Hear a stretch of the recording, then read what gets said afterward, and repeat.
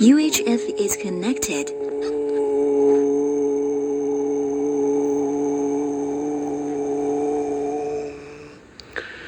बंसीधरं दुर्धरधरं नमामि मनोहरं मोहहरं च कृष्णं मालाधरं धर्मधुरं धरं च पार्थस्य सारथ्यकरं च देवं कर्तव्यदीक्षां च समत्वशिक्षां ज्ञानस्य भिक्षां शरणागतिं च ददाति गीता करुणाद्रभूता कृष्णेन गीता जगतो हिताय।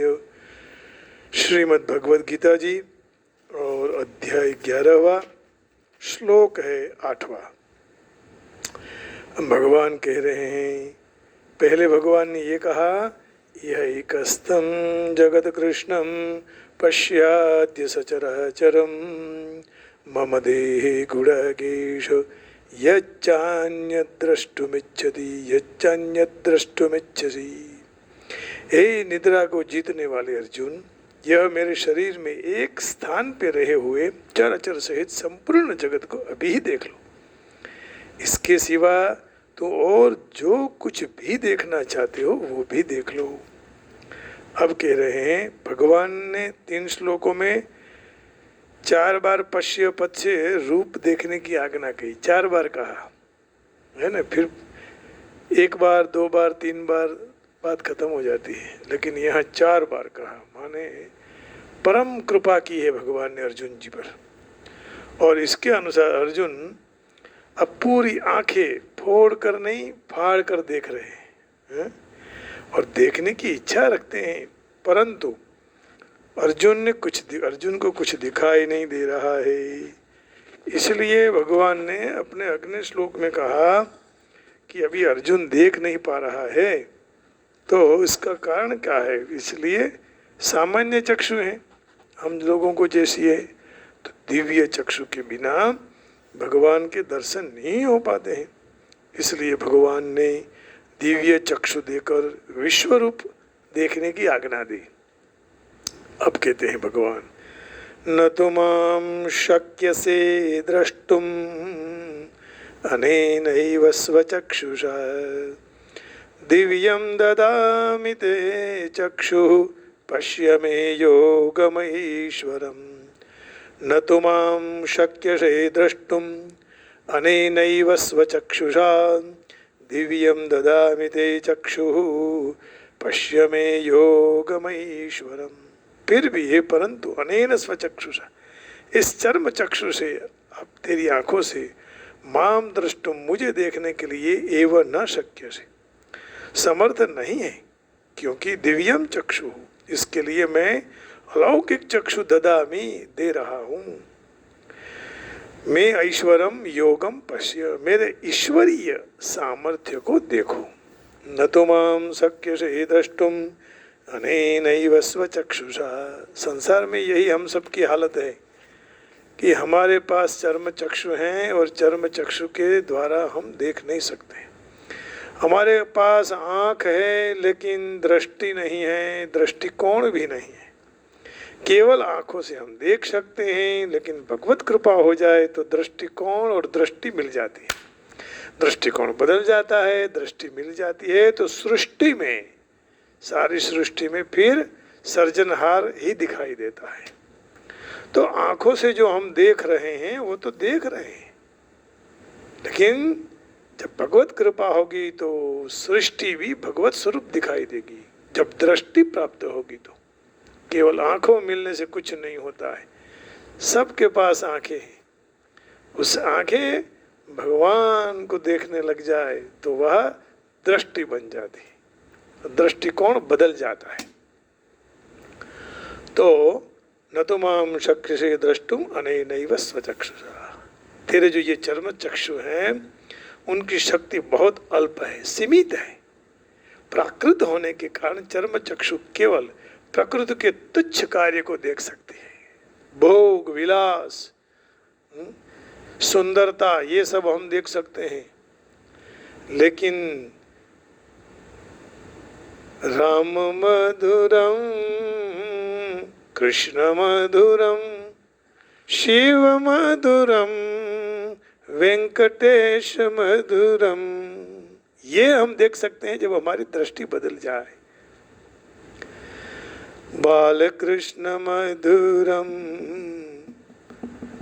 शिव कृष्ण मधुरम, गणपति मधुरम, हनुमद मधुरम, अम्बे मधुरा, जननी मधुरा,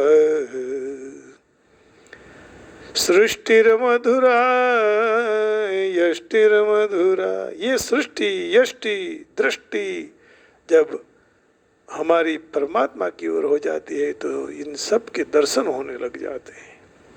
तुच्छ कार्य को हम देखते हैं आजकल और कुछ नहीं देखते हैं। हमारे स्वार्थ की बात को हम देख सकते हैं, लेकिन भगवान के अनुग्रह को हम देख नहीं पा रहे हैं। ये हमारी सबसे बहुत बड़ी गलती है।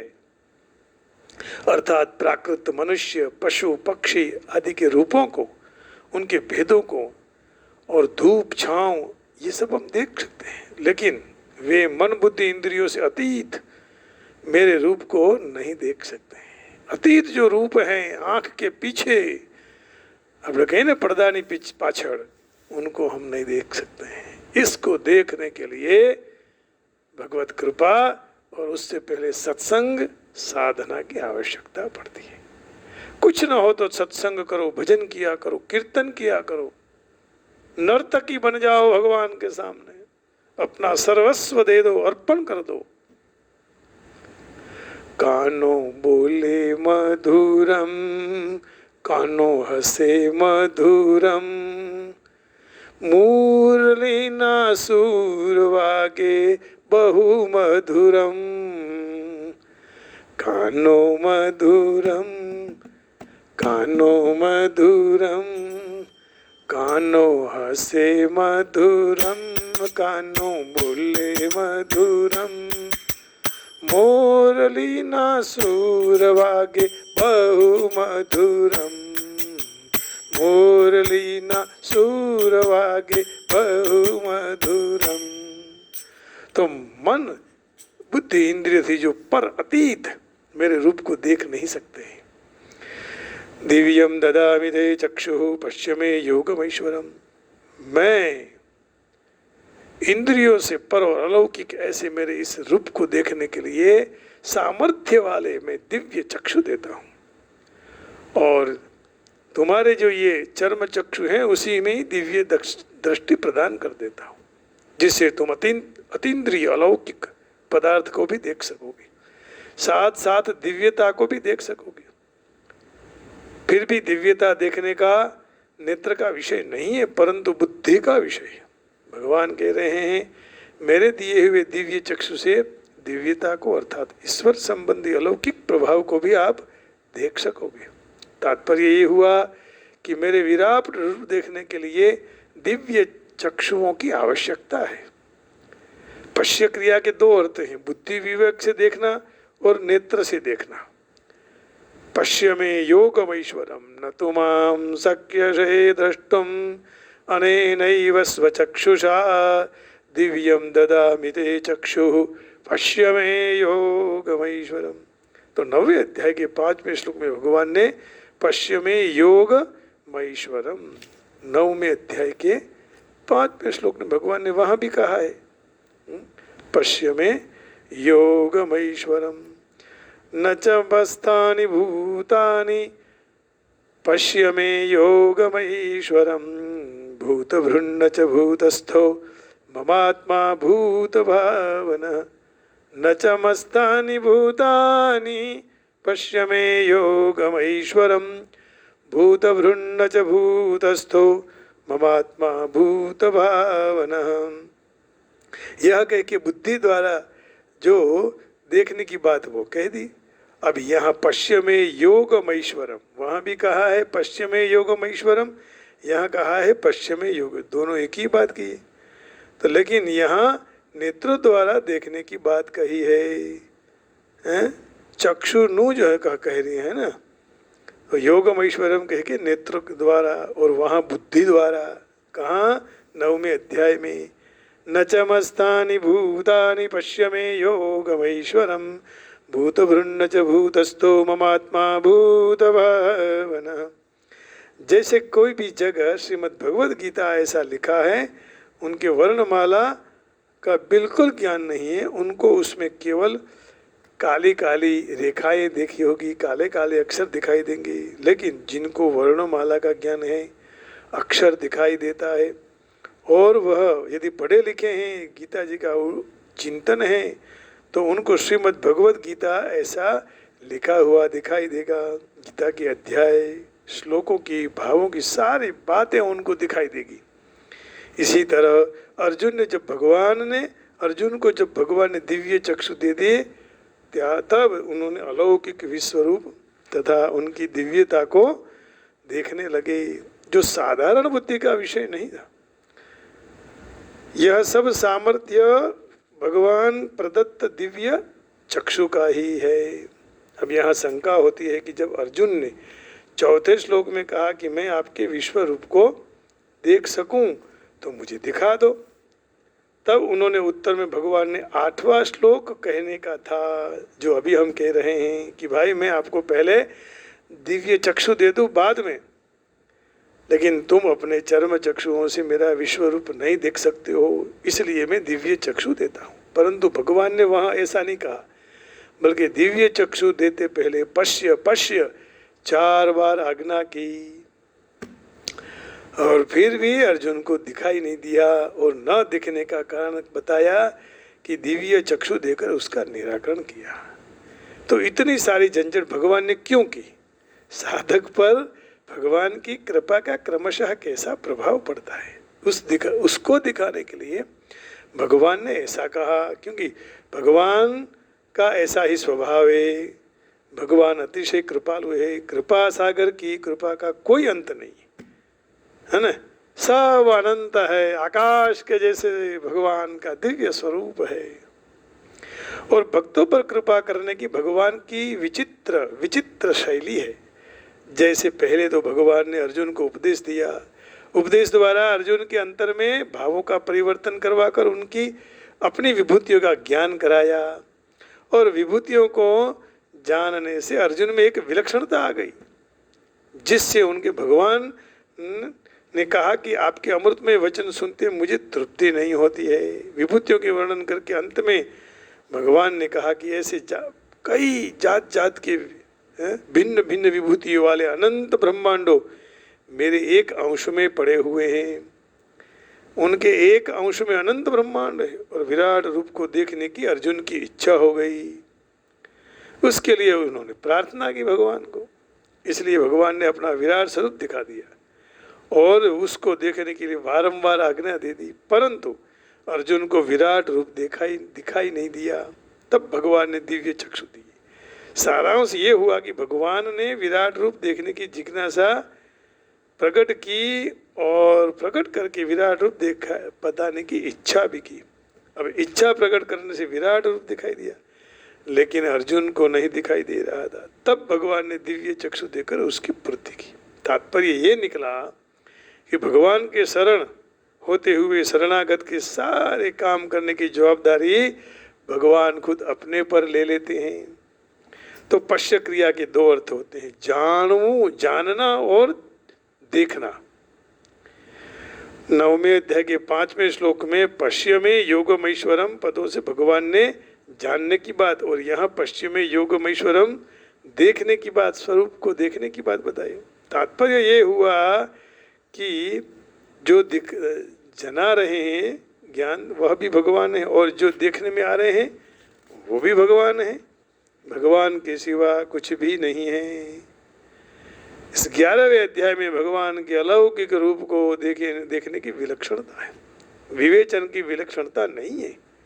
इसलिए गीता के अंत में भी संजय ने संवाद की विलक्षणता कही है, एक रूप की विलक्षणता कही है। 18वें अध्याय के 76वें और 77वें श्लोक में 76, 18वें अध्याय के 76 श्लोक में भगवान कह रहे हैं। क्या कहा भगवान ने? तो यहाँ हमारे सामने है, राजन संस्मृत्य संस्मृत्य संवादमिममद्भुतं केशवार्जुनयोः पुण्यम ऋष्यामि च पुनः पुनः। हे राजन, संजय कह रहे हैं, श्री कृष्ण और अर्जुन की इस रहस्य युक्त पवित्र और अद्भुत संवाद को याद करते करते मैं बारंबार हर्षित हो रहा हूँ।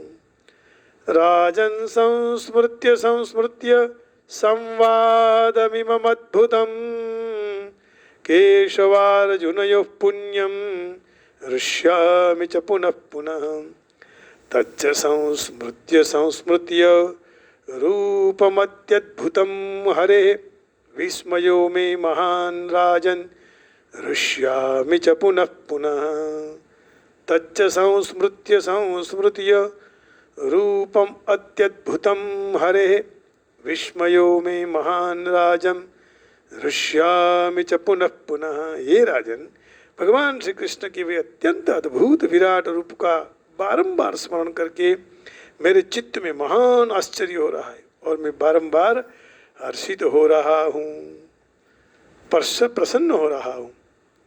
तो यहाँ भगवान ने अर्जुन जी को दिव्य चक्षु दे दी और दिव्य चक्षु से उसका मंगल हो गया, भगवान के दर्शन हुए। शुद्ध भक्त को कृष्ण के द्विभुज रूप सिवाय अन्य कोई रूप देखने की इच्छा नहीं होती है। भक्त भगवान की कृपा से भगवान के विश्व रूप का दिव्य दर्शन नेत्रों के द्वारा करना होता है, हाँ? मन से नहीं। कृष्ण के विश्व रूप का दर्शन करने के लिए अर्जुन को कहा कि अपने मन से नहीं लेकिन दृष्टि बदल ले। कृष्ण के इस विश्व रूप खास, कृष्ण के विश्व रूप का खास कोई महत्व नहीं है और जो अभी श्लोक में स्पष्ट होता है। फिर भी अर्जुन ने रूप देने की इच्छा की, इसलिए भगवान ने विश्व रूप दिखाने के लिए जरूर विशिष्ट दृष्टि प्रदान की। दृष्टि बदले कृष्णना आ विश्वरूपનું ખાસ જો દૃષ્ટિ બદલે તો દેખાય એટલે મહત્વ નથી એમ। વિશ્વરૂપનું તો મહત્વ છે જ, પણ દૃષ્ટિ બદલાય तो जो भी भक्त कृष्ण के साथ दिव्य संबंध में योग्य तरह से स्थित हैं, वे भगवान के प्रेमाल स्वरूप और प्रति आकर्षित हो जाते, आकृष्ट, attraction for the Lord Krishna. उनके ईश्वर विहीन ऐश्वर्यों के प्रदर्शन के प्रति कोई किसी का आकर्षण नहीं होता है। कृष्ण के बाल मित्र, कृष्ण के सखा, कृष्ण के माता पिता कदापि नहीं चाहते हैं कि कृष्ण उनके ऐश्वर्य बताएं। वे शुद्ध प्रेम में ऐसे तन्मय हैं कि उनको केवल ये ज्ञान नहीं होता कि कृष्ण पूर्ण पुरुषोत्तम हैं। वे प्रेम के आदान प्रदान में मग्न हैं, कृष्ण परमेश्वर हैं और उनको उनका विस्मरण हो जाता है। श्रीमद् भागवत में कहा है कि कृष्ण के साथ खेलने वाले बालक सब महान पुण्यात्मा है। अनेक जन्म जन्मांतर के बाद वे कृष्ण भगवान के साथ खेल रहे हैं और खेलने के लिए सामर्थ्य मिला है।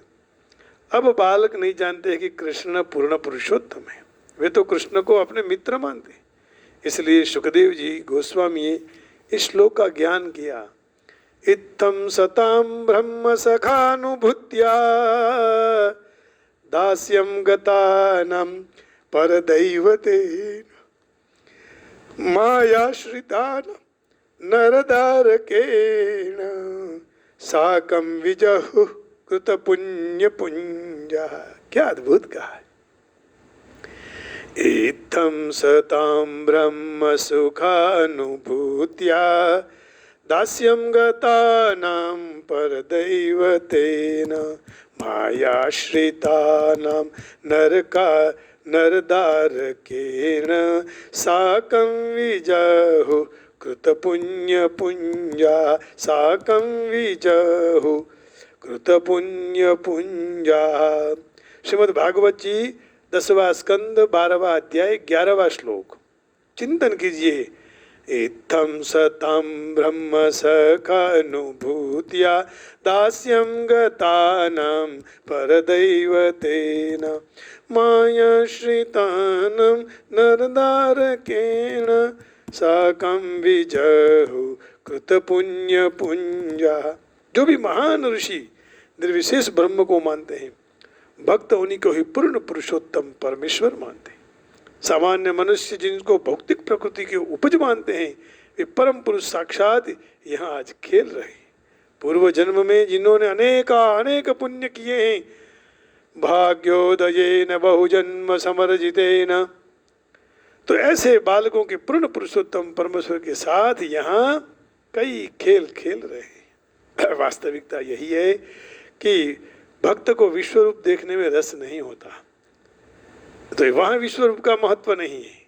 जहाँ भगवान जिनके साथ स्वयं परब्रह्म खेल रहे हैं, परंतु अर्जुन कृष्ण के कथनों को सत्य पूर्ण करने के लिए विश्वरूप के दर्शन करने की इच्छा करता है। इसलिए भूत भविष्य काल में लोग समझ सके कि कृष्ण मात्र सैद्धांतिक और तात्विक रूप अर्जुन के सामने प्रकट नहीं हुए थे, परंतु प्रत्यक्ष रूप में प्रकट हो गए थे। अब एक बार जिस पर कृपा कर देते हैं, फिर प्रत्यक्ष प्रकट होते हैं। नहीं तो आ સંસારની અંદર પુરંજન અને પુરંજની કથા જેમ શ્રીમદ ભાગવતજીમાં આવે છે, એમ ભગવાન રમત રમે છે આપણી સાથે, જીવ અને શિવ। જેમ એક જમાનામાં બાળકોની રમત હતી આ સંતા કુકડી, એટલે જ્યારે જીવ નીકળી જાય તો એને પરમાત્મા શોધી કાઢે, પણ પરમાત્મા જ્યારે જતા રહે એની પાછળ જીવ પડે પણ શોધી શકતો નથી। अर्जुन જેવી જો કૃપા થાય, अर्जुन જેવી જો આપણામાં વિનમ્રતા ભક્તિ આવે તો આપણે પણ શોધી શકીએ છીએ। તો इसलिए भगवान प्रकट होते हैं। तो इस वास्तविकता को अर्जुन को पुष्टि करनी पड़े, क्योंकि अर्जुन से शिष्य परंपरा पद्धति का प्रारंभ हुआ है। पहले शिष्य परंपरा नहीं थी, भगवान कृष्ण ने प्रारंभ की। तो जो भी मनुष्य वास्तविक पूर्ण पुरुषोत्तम परमेश्वर कृष्ण को जानने की इच्छा करते हैं और अर्जुन के पथ पर चलने की इच्छा करते हैं, उनको देख लेना चाहिए, ज्ञान जान लेना चाहिए कि कृष्ण मात्र सैद्धांतिक रूप नहीं है, परंतु स्वयं प्रत्यक्ष परमेश्वर के रूप में प्रकट हुए हैं। भगवान ने अर्जुन को विश्व रूप के दर्शन कराने के लिए जरूरी शक्ति दे दी, क्योंकि वो जानते थे कि अर्जुन इस रूप को देखने में खास इच्छा नहीं रखता था। वो आगे भी बाबत स्पष्ट हो गई, लेकिन भगवान ने कहा पश्य पश्य पश्य पश्य पश्य में योग महेश्वरम, है ना, ऐसा कहा ना, पश्य में योगम ऐश्वरम, मेरे इस ऐश्वर्य को आप देख लो। अब देखिए भगवान यहाँ क्या कह रहे हैं। संजय उवाच, नहीं यहाँ उससे आगे, न तो माम शक्यसे द्रष्टुम अनेनैव स्वचक्षुषा दिव्यम ददामि ते चक्षु पश्य मे योगमैश्वरम। But surely you cannot see me with these physical eyes of yours. Therefore, I vouchsafe to you the divine eye. With this you behold my divine power of yoga. माने फिजिकल आई से हम नहीं देख सकते। We can't see to God this charma chakshu. We need divya chakshu, means divine. If we have a divine eyes, then we can see Lord Krishna's Virat Swarupam, big Swarupam. तो यहाँ आगे कहेंगे, न तो माम शक्यसे द्रष्टुम, but you can not see me with your present eyes. ये जो तुम्हारी अभी आंखें हैं उससे देख नहीं सकते हो, but you can't see me with your present eyes. Therefore I give you divine eyes, behold me mystic opulence. तो मैं आपको डिवाइन आंखें देता हूँ, उससे आप मुझे देखो, ताकि आपका जो जन्म लिया है आपने, आप धन्य हो जाएंगे, आपका मंगल हो जाएगा।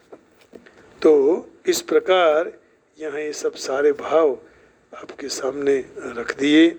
अब भगवान का थोड़ा संकीर्तन करेंगे और भगवान से प्रार्थना करेंगे, प्रभु हम पर इतनी ही कृपा आप कीजिए कि ताकि हमारा मंगल ही होता रहे। और इसके लिए कृष्ण और सुदामा की मैत्री सारे जगत में प्रसिद्ध है। हाँ? सखेति मत्वा प्रसभम यदुक्तम।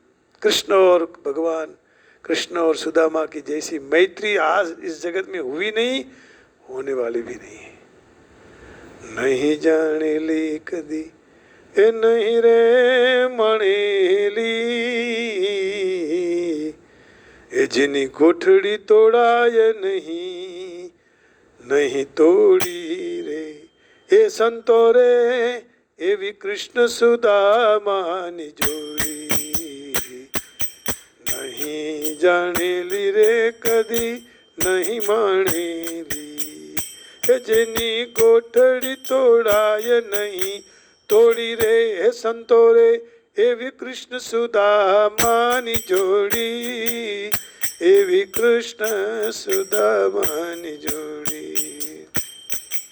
દ્વારકાના નાથનો ઊંચો રો મહેલ છે, દ્વારિકાના નાથનો ઊંચેરો મહેલ છે। દિન રે સુદામો આવી, દિન રે સુદામો આવી, બારણે ઉભેલ છે। વાલો ઝૂલે હિંડોળા ખાટ રાણી, રૂકમિણીની સાથ ત્યાં તો જાણી એવી વાત।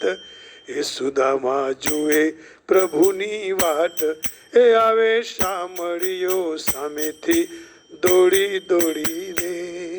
એ સંતો રે એવી કૃષ્ણ સુદામાની જોડી, એવી કૃષ્ણ સુદામાની જોડી।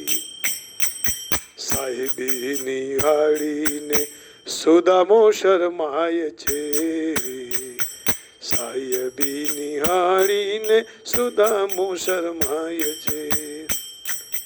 તાંદુલની પોટલી ધરતા ખચકાય છે, હેજી તાંદુલની પોટલી ધરતા ખચકાય છે।